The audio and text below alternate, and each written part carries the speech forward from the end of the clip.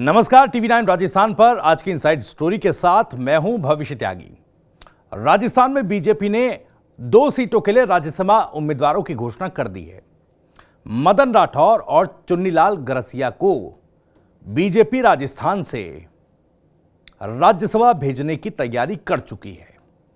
हालांकि इससे पहले एक इनसाइड स्टोरी में ही हम आपको बता चुके हैं कि बीजेपी एक बड़े आदिवासी चेहरे की तलाश कर रही है राज्यसभा भेजने के लिए। और देखिए, इन दोनों ही नामों में चुन्नीलाल गरसिया का जब जिक्र होता है तो फिर से वही बात होती है कि राजस्थान में किस तरीके से बीजेपी आदिवासियों को साधने की जुगत में लगी हुई है, इस वोट बैंक को साधने की जुगत में लगी हुई है। आज इस इनसाइड स्टोरी में आपको बताएंगे कि इन दोनों ही नेताओं को राज्यसभा भेजने के पीछे बीजेपी की मंशा क्या है, बीजेपी के इरादे क्या हैं और बीजेपी की रणनीति क्या है। दरअसल होने वाले राज्यसभा के चुनावों में 3 सीटों पर राजस्थान की यह चुनाव होने जा रहा है, जिसमें 2 सीटें बीजेपी के पास लगभग तय हैं और 1 सीट पर कांग्रेस जो है अपने उम्मीदवार को राज्यसभा भेज पाएगी। हालांकि कांग्रेस की तरफ से अभी अपने उम्मीदवार का ऐलान नहीं किया गया है। कुछ ही घंटों में तय हो जाएगा कि कौन जो है कांग्रेस पार्टी की तरफ से उम्मीदवार होगा। चर्चा सोनिया गांधी को लेकर पुरजोर तरीके से चल रही है कि इस बार रायबरेली से लोकसभा चुनाव न लड़ करके सोनिया गांधी को राजस्थान की इस एक राज्यसभा सीट से राज्यसभा भेजा जाए।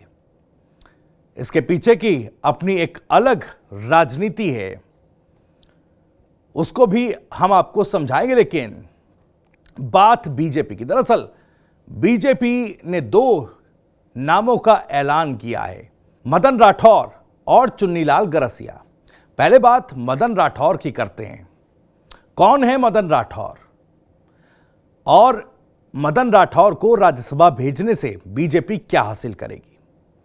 दरअसल मदन राठौर पूर्व में 2 बार विधायक रह चुके हैं, 2003 और साल 2013 में। पाली की सुमेरपुर विधानसभा सीट से मदन राठौर जो हैं वो विधायक चुनकर आए। 2013 से 2018 तक उप मुख्य सचेतक भी मदन राठौर रह चुके हैं। हालांकि 2023 के विधानसभा चुनावों में भी मदन राठौर ने चुनाव लड़ने की तैयारी की थी, लेकिन बीजेपी ने टिकट नहीं दिया। बीजेपी से थोड़ा सा नाराज भी मदन राठौर हो गए और तैयारी तो इस तरह से कर ली थी कि बीजेपी के लिए बिल्कुल बागी तक बन गए थे। तैयारी मदन राठौर की यह थी कि निर्दलीय ताल ठोककर बीजेपी के उम्मीदवार को ही चैलेंज देना है। पार्टी की तरफ से मान मनव्वल की गई। हालांकि मान मनव्वल शुरुआती दौर में तो फेल नजर आया, लेकिन आखिरकार चुनाव होते होते तक मदन राठौर को बना लिया गया। मदन राठौर ने अपने कदम वापस खींच लिए और सब्र कर लिया। अब एक तरीके से कहा जा रहा है तो उसी सब्र का फल मदन राठौर को मिलता नजर आ रहा है। एक तरीके से कहें तो राज्यसभा की ये सीट उस सब्र के गिफ्ट के तौर पर मदन राठौर को मिल रही है। लेकिन केवल इतना ही नहीं, दरअसल मदन राठौर को राज्यसभा भेजने के पीछे ओबीसी वोट बैंक को साधने की एक बड़ी रणनीति बीजेपी की है। गोड़वाड़ के, राजस्थान में गोड़वाड़ के एक बड़े ओबीसी नेता के तौर पर मदन राठौर अपनी पहचान रखते हैं और गोड़वाड़ में ओबीसी समाज पर अच्छी पकड़ भी वो रखते हैं। जाहिर तौर पर बीजेपी जो इस वक्त केंद्र में है और 2024 के लिए भी जिस तरीके से बीजेपी की तैयारियां हैं और राजस्थान में जिस तरीके से बीजेपी ने कॉन्टेस्ट किया, उसे देखते हुए मदन राठौर ने बीजेपी से ही टिकट न देने की सूरत में जब बगावत का मन बना लिया हो, तो आप ये समझ सकते हैं कि ग्राउंड पर ओबीसी समाज में अपने वोट बैंक में मदन राठौर की क्या पकड़ होगी। जाहिर तौर पर मदन राठौर को राज्यसभा भेजकर ओबीसी वोट बैंक को साधने की एक बड़ी रणनीति पर बीजेपी काम कर रही है। और ओबीसी वर्ग इसलिए भी जरूरी है क्योंकि कांग्रेस लोकसभा के चुनावों में जातिगत जनगणना का जो एक कार्ड है या सियासी दांव है वो खेलने वाली है, वो कहीं ना कहीं बीजेपी के लिए चैलेंजिंग तो ज़रूर है, लेकिन बीजेपी हर मोर्चे पर अपने कड़ी काटे कसती नजर आ रही है। अब बात चुन्नीलाल गरसिया की। चुन्नीलाल गरसिया पहले भी प्रदेश सरकार में मंत्री रह चुके हैं, अनुभव अच्छा खासा है, आदिवासी चेहरे हैं और जाहिर तौर पर एसटी समाज के लिए 3 लोकसभा सीटें जो हैं राजस्थान में रिजर्व्ड हैं। बांसवाड़ा, उदयपुर और दौसा, ये 3 सीटें तो राजस्थान में हैं, लेकिन देश भर की जो रिजर्व्ड सीटें हैं अनुसूचित जनजाति के लिए, उन पर भी कहीं ना कहीं गरसिया को राज्यसभा भेजा जाना एक अलग प्रभाव छोड़ता नजर आएगा।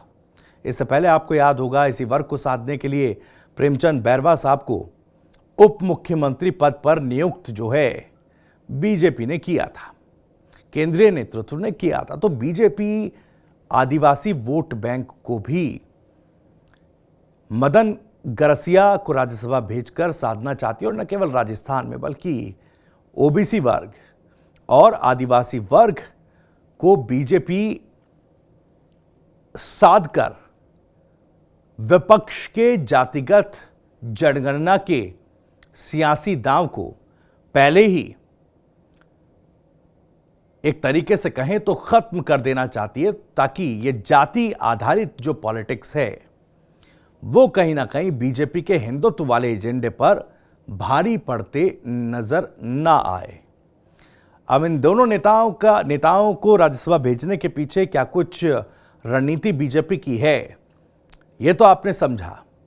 अब सोनिया गांधी को राज्यसभा भेजने का जिक्र जो है वो किया जा रहा है कांग्रेस की तरफ से। हालांकि अभी ये खबर पुष्ट नहीं हुई, कोई औपचारिक ऐलान नहीं हुआ, लेकिन चर्चाएं चल पड़ी हैं।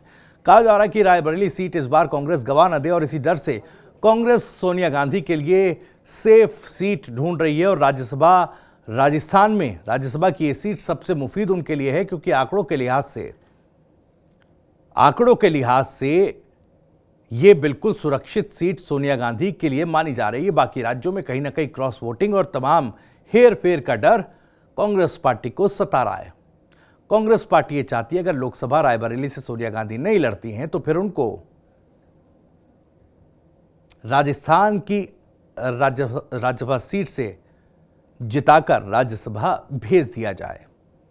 अब कांग्रेस पार्टी में यह डर क्यों है? रायबरेली की सीट क्या वाकई इस बार कांग्रेस के कंट्रोल से बाहर हो गई है, या फिर सवाल यह भी उठने लगा है कि अगर राज्यसभा सीट जो है, ये राज्यसभा सीट जो राजस्थान की है, इससे सोनिया गांधी को राज्यसभा भेजा जाएगा तो फिर क्या रायबरेली से प्रियंका गांधी को चुनाव लड़वाया जाएगा?